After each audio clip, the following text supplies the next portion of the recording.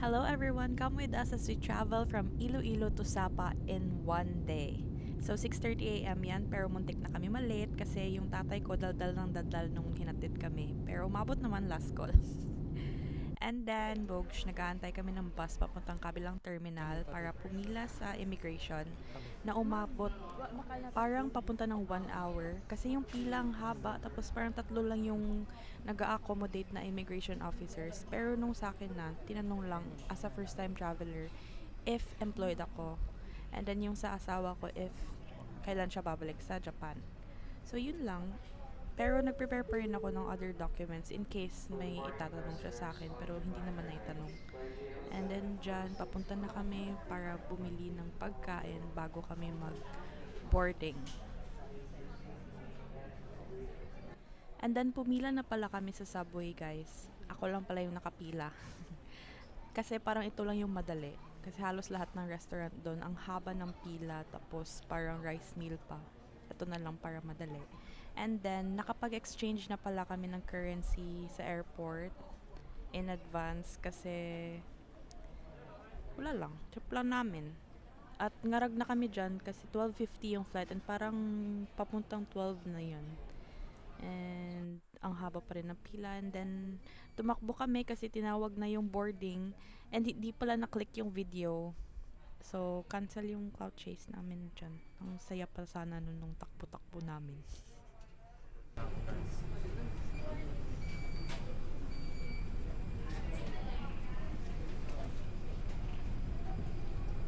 Morning to Hanoi. First international travel with my husband. Pumipila na pala kami dito papasok na sa aeroplano, guys. So, let's go! Noi Bai International Airport. Excited ako dyan, ha. Yung mukha ko lang yung hindi. Pero excited ako. And then, poosh! Nasa loob na kami ng aeroplano. Ladies and gentlemen, we are now in And magde-depart na dito yung aeroplano, guys. By the way, PAL pala to yung sinakyan namin kasi gusto nung asawa ko ma-experience ko daw. Since yung na-try ko pa lang is Air Asia at tsaka Cebu Pacific. And for me, as a first timer sa PAL, premium yung service kasi merong meals. And then, wala lang. Ang ganda lang. Para new experience rin. Sabay sa first international travel. So, enjoy nyo muna yung view ng Naiya at saka yung Manila. Ang ganda ng Manila.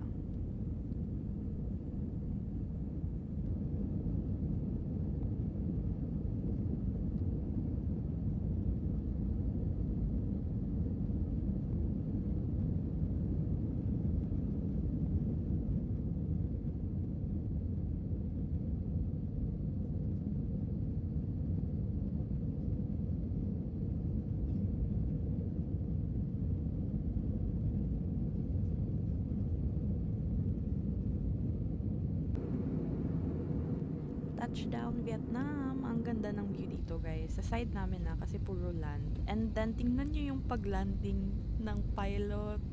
Takot na takot ako dito. Oops. Akala ko di na ako makakalabas ng eroplano na buhay. Okay. Pero, 'di ba? First time mo kasi, tapos yun pa yung may experience mo. Ano, okay lang sa amin, pero okay lang ba yun sa piloto? Tanong natin siya. Joke lang. And then, ito na. Pinaparking na yung aeroplano. Nakababa na pala kami ng plane dito, guys, at papunta na kami immigration. And heads up lang talaga kasi ang haba ng pila doon. As in, sobra. Pero hindi siya to the point na stagnant flowing siya kasi maraming immigration officers. So, ma-tip ko lang is mag-allot kayo ng ample time for immigration, not only just sa ibang bansa pero sa Pinas din kasi yung sa Naiya parang 3 lang yung immigration officer, so naubos talaga yung oras namin doon. Okay guys, so nandito na kami ngayon sa labas ng airport ng Mabocatan na Santos ng Noi Bai International Airport at nag-aantay na kami sa aming bus. Ang lamig dito, guys.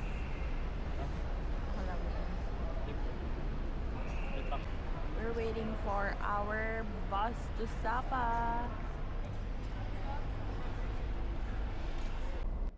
Medyo na-frustrate kami dito na part guys kasi almost 2 hours kami nagantay ng bus.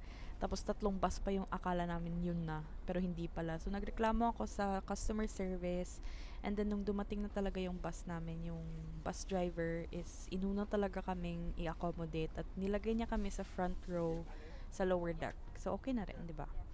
And then di ko alam na nandito pala yung camera sa bag, kaya naalog, napakong mo diha. Pero yung HK bus line overall recommended talaga kasi yung customer service nila responsive naman. Nag-accommodate sila agad-agad ng mga customers through WhatsApp kasi yun yung mode of communication nila. And then yung driver mabait din. Accommodating talaga siya.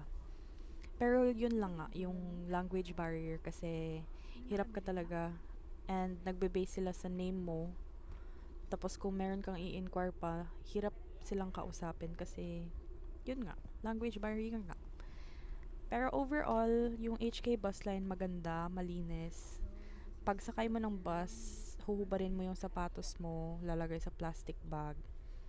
Plus, may wifi dito guys so hindi ka talaga mamaproblema sa signal or hindi ka maboboard. And then yung bed, maganda kasi may massage.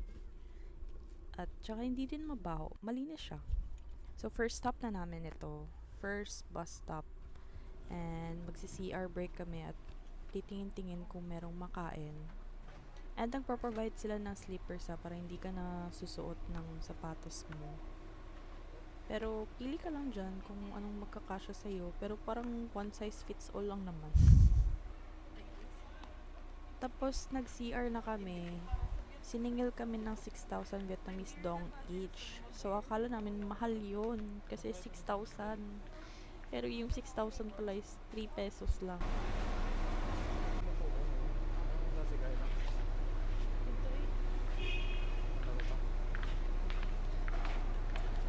Hindi ka na mangihi?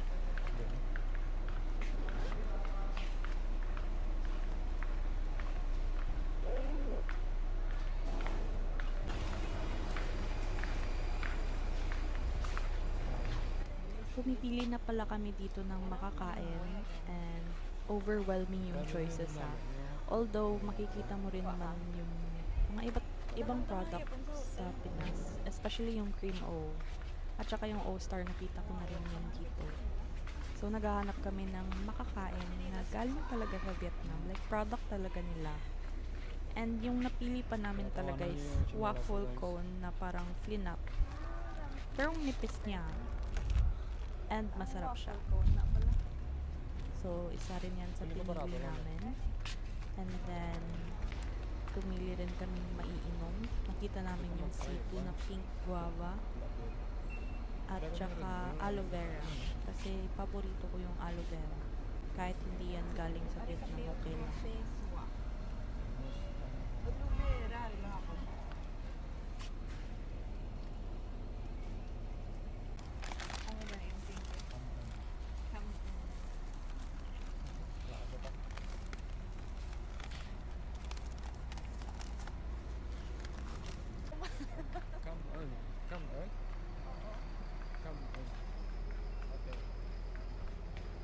Patawa-tawa lang kami dyan, pero tingnan nyo guys gaano kaliit yung plastic at yung total nyan is 400 plus pesos na yan Sino sabing mura yung Vietnam guys? Joke lang. Pero siguro mahal kasi bus stop nga at tumitingin-tingin pa yan siya. Pero bumili rin kami ng sausage and nagustuhan talaga namin yung sausage na nasa pack. And recommended talaga yung mga sausage nila dito guys Yung na-try namin is yung niluluto sa hot stone. Tapos ang mura lang nun. So masarap talaga.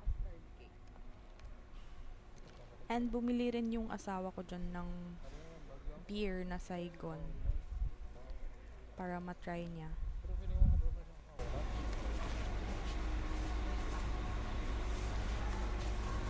So, ano niya mo?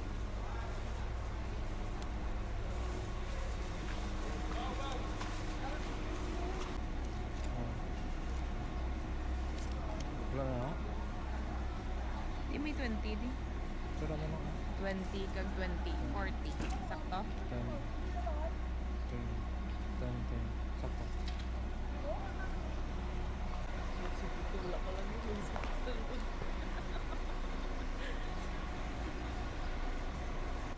Ayan guys, nag-ecoms break lang kami bago bumalik sa bus. And hindi ko alam ba't ko sinabihan yung asawa ko na siya yung mauunang pumasok. Pero ako yung nauna.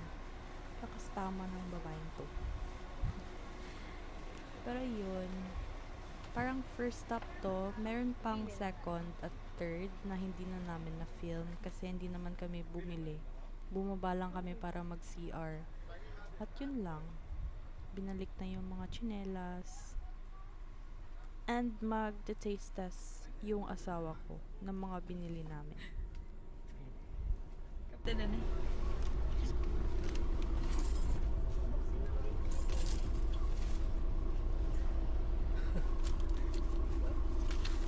No, sakto pronunciation ko. Come in. Okay. Try mo na una. Yan, di sa pill. Wala ko ba ako? Di sa ilong tubig.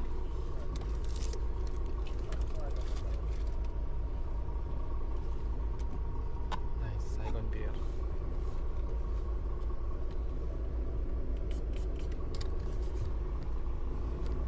Mataste test ka na. Taste test. Itawag mo na dito. Hanap ko sana. Dali ka tanay. Ha? Nga mo no? Pinagkitawag mo na. So guys, try natin yung So Cool honey aloe vera. Ikaw yung aloe vera, babe. Okay lang. Ang do aloe vera normal. Nari naman. Feeling ko meron na sa Pinas.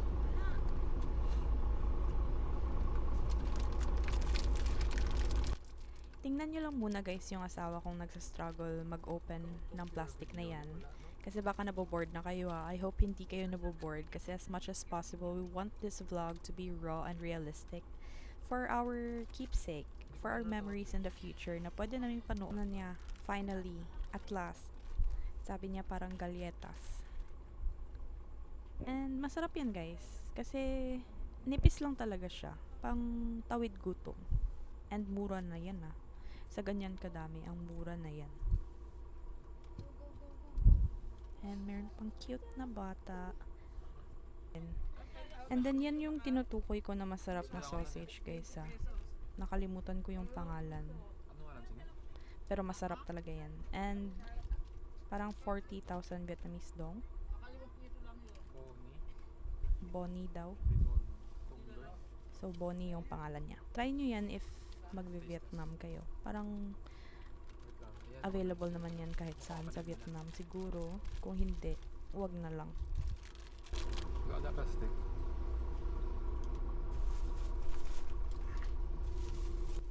So yun, let's talk about our whole riding experience with HK Bus Line.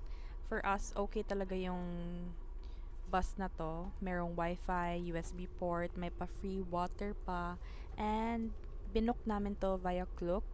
Yung lower deck guys is 1,200 plus, and then yung upper deck is 937. So papuntang Sapa, naka lower deck kami.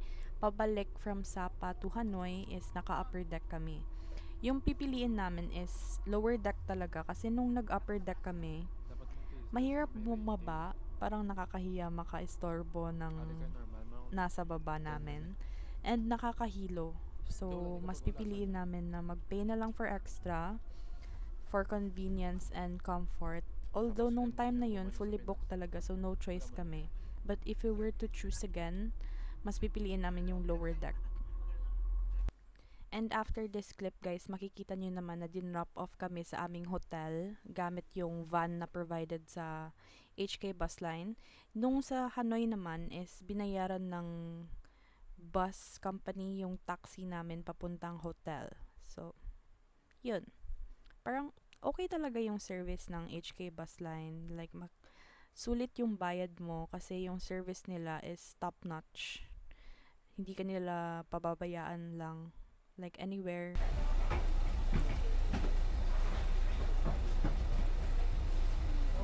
Hello, how many people? Two Grand Flamand Hotel. The line for them, with mommy. Wait. Hello, how many? And dito, dyan na nagsisimula yung language barrier kasi mahirap talaga kumausap sa kanila. And is talaga, yung kaibigan mo talaga dito is si Google Translate. Save nyo yan. And then uy! Nabagsak. Sinunod namin yung lalaki, hindi pala dun. So, bumalik ako sa loob para mag-ask if saan kami mag-aantay para sa hotel drop-off. And sobrang daming backpackers. Ang galing, no? Hindi ko kaya maging backpacker kasi overpacker ako eh. Sana all. Saludo ako sa inyo. Mga tol. Yun, magta-translate na rin ako niyan kasi mahirap talaga, guys. Especially sa Sapa, ha. Meron na kaming na-encounter na hindi talaga siya marunong magbasa, so voice translate. Unlike sa Hanoi, makakausap ka pa nun. So, heads up lang. Always prepare your translator, especially for provinces like Sapa.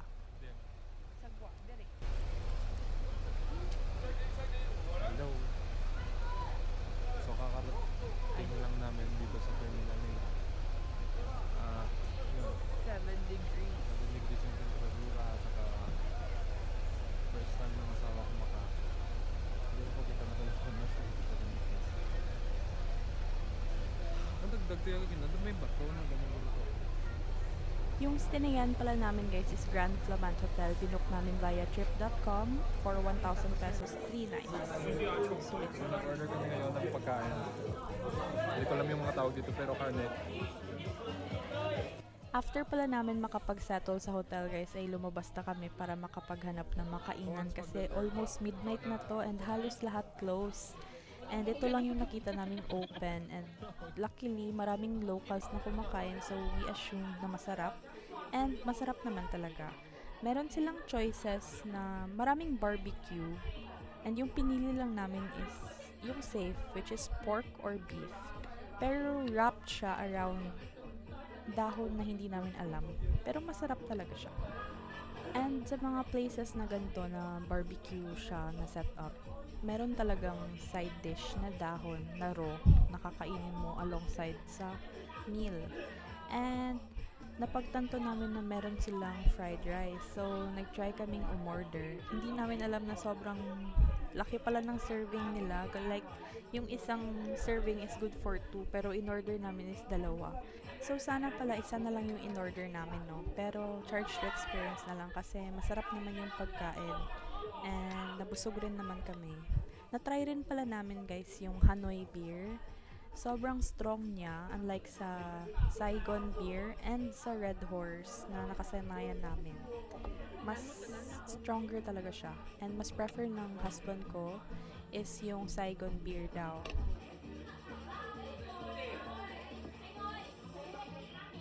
So ayun, kakain na muna kami, and after this, babalik na kami sa hotel. Lalakarin lang namin pabalik para makapagpahinga and makapag-prepare for our next gala.